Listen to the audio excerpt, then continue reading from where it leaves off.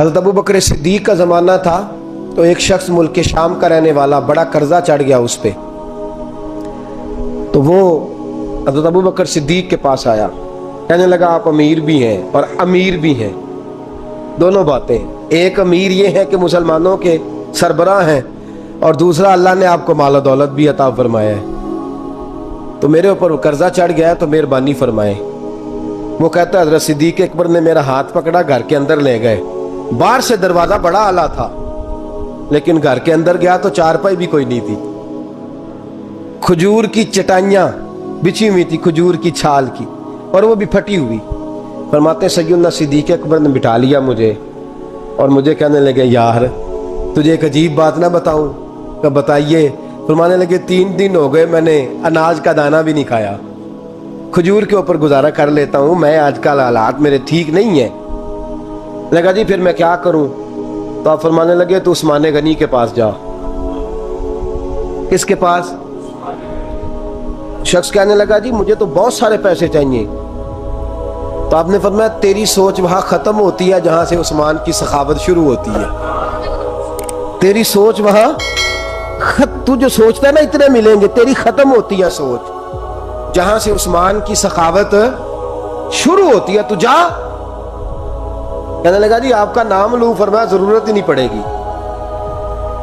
अजी मैं जिक्र करूंगा कि मुझे अमीरुल मोमिनीन ने भेजा है। फरमाया जरूरत है, सिर्फ इतना तू जाके बताना कि मैं मकरूज हूं और रसूलुल्लाह का नौकर हूं सल्लल्लाहु अलैहि, इतना बताना कि मुसलमान हूं, मुस्तफ़ा का गुलाम, बस, और किसी इजाफे की जरूरत। कहा जी वो दलील मांगेंगे। फरमाया उस्मान खैरात करते तफ्तीशें नहीं करता, उस्मान अल्लाह की राह में देते हुए तफ्तीशें 10 रुपए देना और 100 बात सुनाना फकीर को, तुक तो नहीं ना, 10 रुपए और 100 किस्म के ताने ना दे तू मियाँ, चशम पोशी कर जा।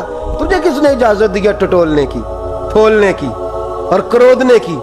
ये हाल अगर तेरे साथ किया जाए, रब अगर तुझे टटोल के दे तो तेरा क्या बने? रब करीम अगर तुझे टटोल के दे के पहले बता नमाजें कितनी पड़ी हैं, सवेरे उठता है कि नहीं, तो तेरा क्या हाल होगा? तू टटोलता फिरता है 10 रुपए देने के लिए। हजरत उस्मान गनी की आदत नहीं। वो शख्स कहता है मैं चला गया, पूछता पुछाता दरवाजे पे पहुंचा, दरवाजे पे दस्तक दी तो हजरत उस्मान गनी के अंदर से बोलने की आवाज है, अपने बच्चों को डांट रहे हैं। कहते हैं ओ यार तुम लोग शहद के अंदर, दूध के अंदर शहद मिला के पीते हो, खर्चा थोड़ा कम करो, इतना खर्चा तुमने बढ़ा दिया है। तुम दूध के अंदर दूध भी मीठा, शहद भी मीठा, एक चीज खा लो, को बीमार हो, 2-2 चीजें इस्तेमाल करते हो। कहते हैं मैंने कहा अबू बकर तो बड़ी बातें बता रहे थे, और इस किस्म के कई वाकयात हज़रत उस्मान गनी के साथ हुए। वो तो बड़ी बातें बता रहे थे और ये आदमी दूध शहद से लड़ाई कर रहा है, और मुझे कई हजार दिरहम चाहिए, दिनार चाहिए, मुझे दे देगा? फरमाते हैं अब वो डांट के बाहर आए, मैं दरवाजे पे था, आते ही कहने लगे मैं आया ना तो जब मैंने अस्सलामु अलैकुम कहा तो वो समझ गए मैं मुसलमान हूं। कहते हैं वालेकुम कहा तो पहला जुमला उन्होंने जो बोला वो उनके बड़ेपन का मुजाहरा था। कहने लगे बच्चों को एक बात समझानी थी, आने में मुझे 1.5-2 मिनट लग गए, तू दरवाजे पे खड़ा रहा, मुझे माफ कर देना। बड़े लोगों की बड़ी बातें, बड़े लोगों की बड़ी बातें, इतना बड़ा कद है उतना बड़ा इखलाक है।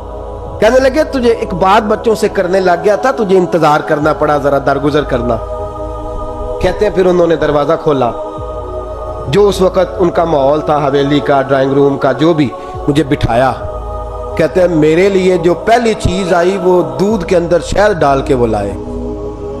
कहते हैं मेरे दिल में ख्याल आया घर में झगड़ा कर रहे थे, मुझे पिलाया, उसके बाद खजूरों का हलवा आ गया। कहते हैं मैंने कहा बच्चों को कह रहे थे एक मीठी चीज इस्तेमाल करो, मेरे लिए 3-3 आ गई है, 3-3 आ गई। अजीब शख्स है। कहते हैं मैं, लेकिन अभी मेरा तसव्वुर जमा नहीं। मैंने कहा इतना तगड़ा नहीं जितना हज़रत अबू बकर ने बताया है। कहते हैं खिला पिला के ना फिर पूछने लगे कैसे आए हो, कैसे आए हो? तो कहते हैं मैंने कहा कि जनाब मैं मजबूर हूं। आज बहुत सारे लोग हैं ना जिनके पास किसी की बात सुनने का टाइम ही नहीं। कहते हैं मोटी मोटी बात करें, आखिरी आखिरी।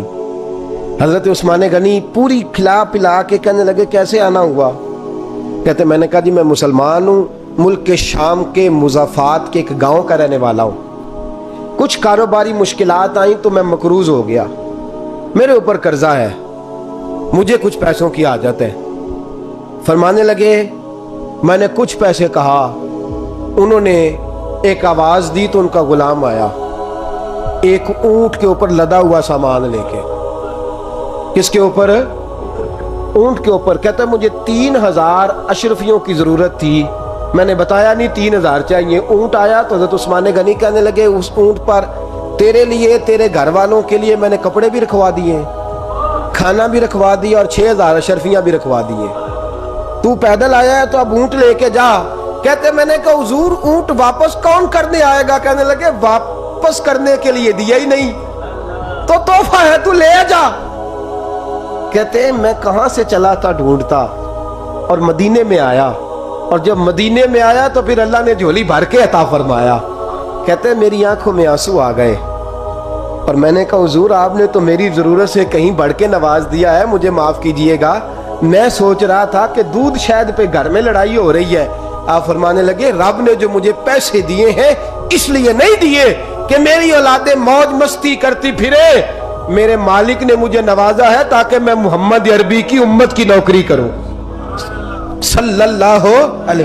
یہ سخاوت کا حال۔ فرماتے میں نے نہیں بتایا کہ مجھے سیدنا صدیق اکبر نے بھیجا ہے۔ فرماتے میں دروازے تک گیا تو میں نے کہا شکریہ، جزاک اللہ، آپ کی مہربانی۔ تو مسکرا کے فرمانے لگے میرا شکریہ ادا نہ کر، ابو بکر صدیق کا کر، میرا نہ شکریہ ادا کر، شکریہ ابو بکر صدیق کا جس نے تجھے یہ رستہ دکھایا ہے۔